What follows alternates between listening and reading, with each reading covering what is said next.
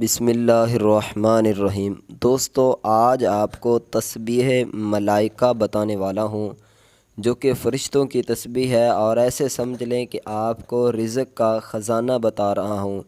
یہ نبی علیہ الصلوۃ والسلام کے پاس ایک صحابی آئے تھے۔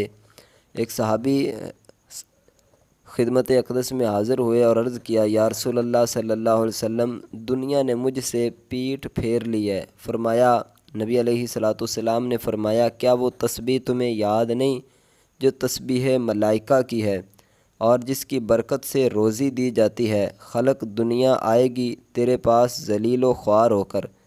تو فرمایا کہ آپ نے طلوع فجر کے ساتھ 100 بار یہ والی تسبیح پڑھنی ہے۔ وہ کون سی تسبیح ہے؟ آئیے سنتے ہیں۔ آپ کو میں کوشش کروں گا اسکرین پر بھی شو ہو۔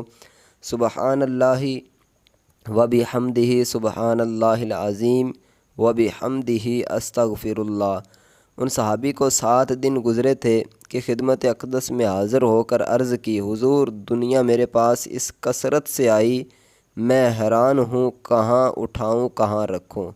تو یہ ہے اس تسبیح ملائکہ کی فضیلت۔ اگر آپ بھی چاہتے ہیں کہ آپ کے پاس رزق، دولت اور پیسوں کی کمی نہ ہو، تو آپ فجر کی نماز کے بعد 100 مرتبہ یہ تسبیح پڑھا کریں۔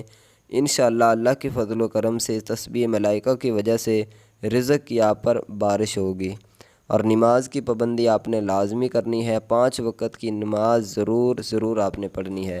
ویڈیو کو لائک نہیں کیا تو لائک ضرور کر دیں۔